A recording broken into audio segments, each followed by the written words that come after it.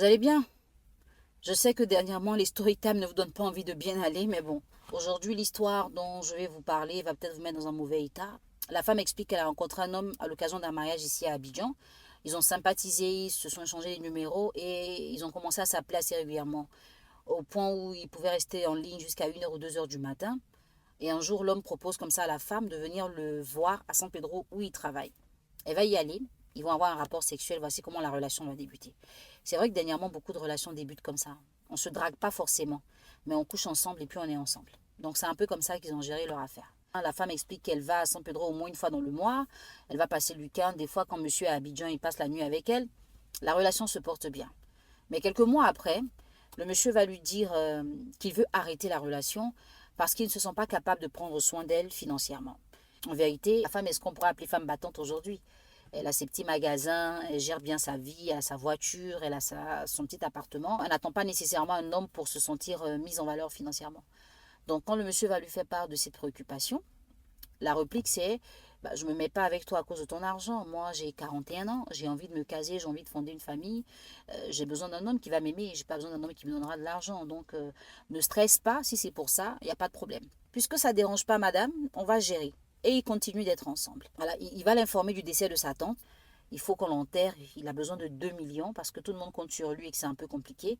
Est-ce que la femme peut lui faire ce prêt? Elle propose de venir donc à San Pedro lui remettre cet argent, mais il lui dit non, t'inquiète, je ramène quelqu'un vers toi en urgence parce que voilà, tout le monde m'attend et tout ça. Donc, il va lui envoyer quelqu'un à qui elle va remettre 2 millions qui constitue le prêt pour les funérailles et 300 000 qui constitue la contribution qu'elle fait pour les obsèques. Elle remarque après que l'homme ait reçu cet argent qu'il crée un peu de distance, d'accord? Donc, il ne l'appelle plus trop souvent.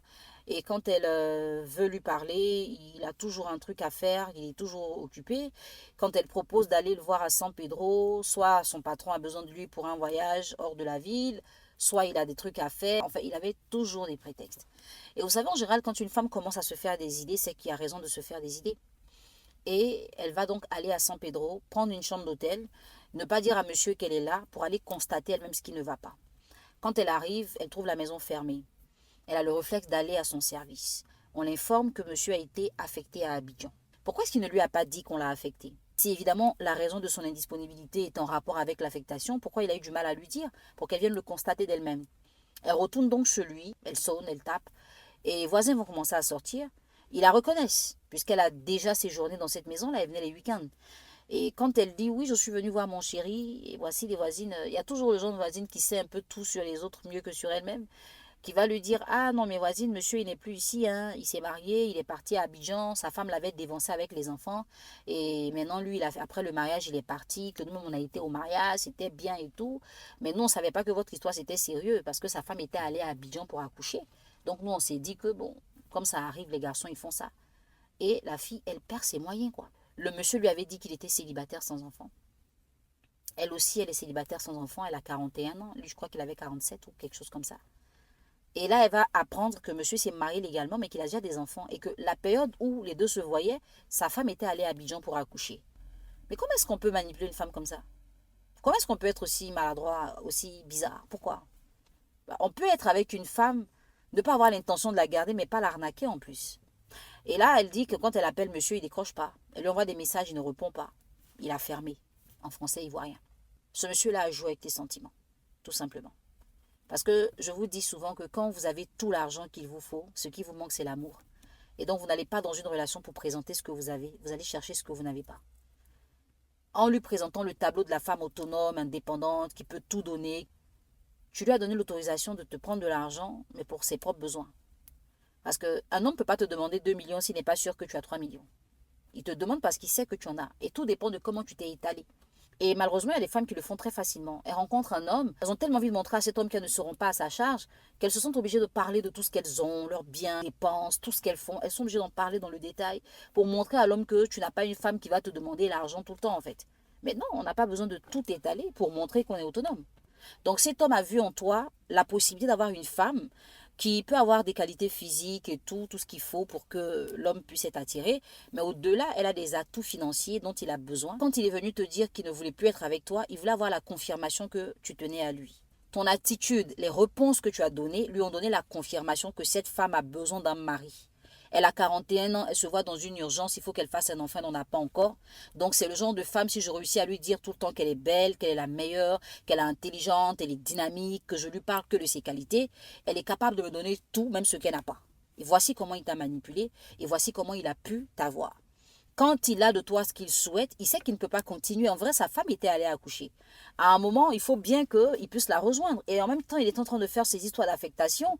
Donc, il était vraiment dans un délai. Il avait juste besoin de l'argent. Dès que tu lui as donné l'argent, il est parti. Il t'appelle plus. Il a tout le temps un truc à te dire pour ne pas te voir. Tu t'es fait abuser, tu t'es fait manipuler. Mais qu'est-ce que tu vas dire? Tu vas aller l'encaisser? Non. Parce qu'il n'y a pas de preuve que tu lui as donné cet argent-là. Tu t'es basé sur les sentiments, les émotions. Tu as donné cet argent, lui, il est parti avec, il s'en fout. Peut-être qu'il te verra 3 4 ans après, il va s'excuser, te rembourser cet argent, peut-être. Mais aujourd'hui, lui, il vit bien avec sa famille. Parce qu'il a réussi à honorer sa femme, qui lui a donné des enfants, mais il n'avait pas les moyens de l'épouser. Et grâce à toi, il l'a fait. Vous voyez? On n'est jamais à l'abri de ce genre de choses. C'est pour ça qu'il ne faut pas arrêter d'apprendre. Il ne faut pas hésiter à se renseigner, à s'informer. Parce que je sais que comme cette femme-là, beaucoup de femmes se sont fait arnaquer comme ça au sentiment. L'arnaque au sentiment, c'est l'homme qui vient vous dire exactement ce que vous voulez entendre, ce qui sait qu'on n'a pas eu l'habitude de vous dire. Parce que quand les hommes vous draguent, vous avez tendance à exposer tout ce que les autres n'ont pas fait pour montrer que cette fois-ci, vous voulez avoir le bon. Donc, ils savent de quoi vous avez besoin. Et donc, ces hommes-là vous disent, ils vous prêchent exactement ce que vous voulez entendre pour que vous vous sentiez en sécurité. Une fois qu'ils ont établi cette confiance, ils font de vous ce qu'ils veulent. Soyez un peu vigilante. Comme je le dis, l'autonomie financière d'une femme peut être un des avantages pour elle. Parce que quand une femme pense qu'elle n'a rien à attendre d'un homme, elle pense que rien à attendre d'un homme, c'est de l'argent.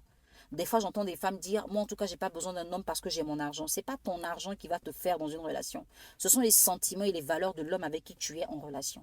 Donc voici les choses qu'il faut rechercher. Si éventuellement tu as ton argent et que ton argent te permet de faire les choses que tu veux, qu'est-ce que tu n'as pas?